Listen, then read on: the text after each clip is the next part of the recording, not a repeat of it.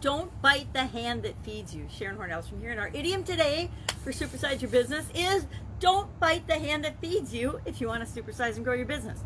What the heck does this mean? What does this idiom mean? This idiom's been around, at least in writing, since the 18th century, when Edmund Burke, the political writer, used it as a way of letting people know that if somebody helps you out, if somebody gives you something, if somebody provides for you in some way, shape, or form, you shouldn't be mean or rude or disrespectful or ungrateful or unappreciative or undermining them in any way. So where do we see this? Where have we seen examples of this? I think we just saw a huge example of it in politics. We have a new president in the United States, and the unions, traditionally, the Democratic Party supports the Democratic candidate. They did that in this case, and as soon as our new president got into office, he signed an executive order that terminated tens of thousands of people's jobs. People that had donated, their hard-earned union wages to his campaign, only to be now finding themselves out of work and basically told by the party, oh, you just go find another job in a different sector, in a different form of the energy market. So that's a huge example of something that's just happening and unfolding right now.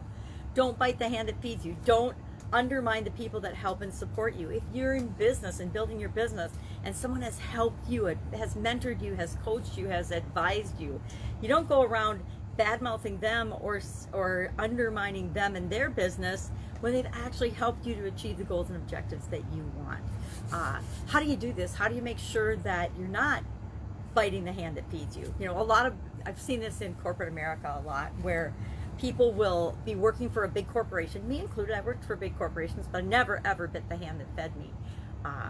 Every time when I had businesses on the side, I always made sure that there weren't conflicts of interest, and that my time for that company, my responsibilities for that company were met above and beyond anything that could be expected of anyone else. And then I worked on my own personal businesses and the things that I was doing on the side. Biting the hand that feeds you happens when you go to work for somebody, you learn all of their secrets, then you leave and take your customer list with you, the people that you might have worked with while you were there, and sometimes you take their employees with you, and you start your own competing business with that particular firm. To me, that is a huge example of biting the hand that fed you, and will create a lot of bad karma and nonsense in your life and in your business as you go moving forward. I think it's an expression that's been around for centuries, for hundreds of years for sure, but I'm not sure people actually say, hey, don't bite the hand that feeds you.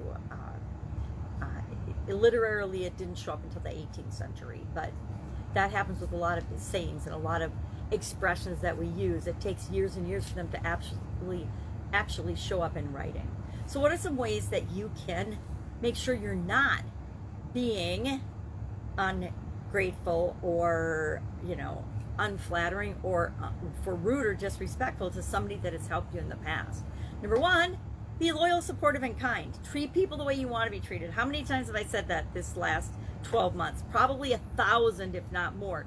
Treat people the way you want to be treated. And if you want to be treated disrespectfully, rudely, and be gossiped about and talked negatively or bad about, then go ahead and act that way. But if you don't want that kind of behavior ever coming back on you or you being associated with it, you just don't do it. It's a lot easier, believe it or not, to be kind to people and to compliment people and to give them credit for how they've helped you and be appreciative and grateful for that than it is to be mean and ornery and negative and fraudulent and corrupt. It's being good is actually easier. It's also always a choice. Speak well of other people.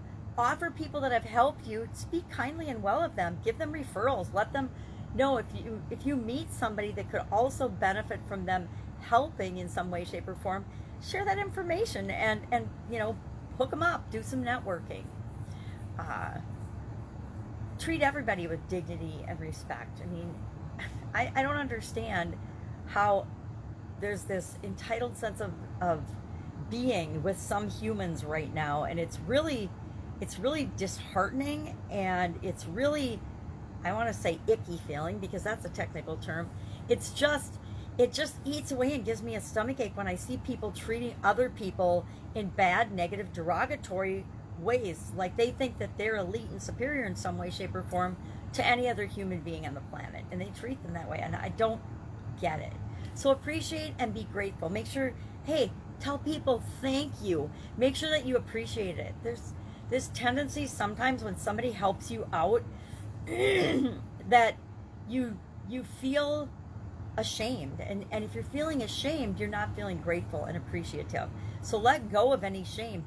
We as human beings absolutely thrive on and love helping one another out. So ask for help. And then when you get on your feet, when you find yourself in a better spot, or even if you're not in a better spot, realize that there's ways that you can always be paying it forward, paying a kindness forward, doing something to help other people up in your business and outside your business and with your business, just like you've inevitably been helped up in the past.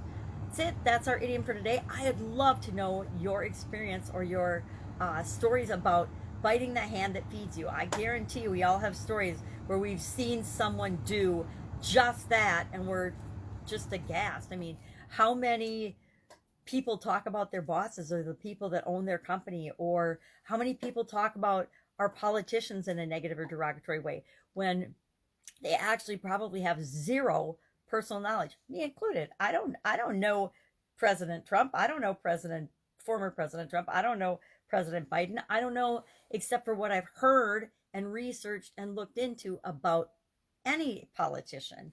So sometimes I need to remember to just not say anything and move forward with my life, just like all of us do.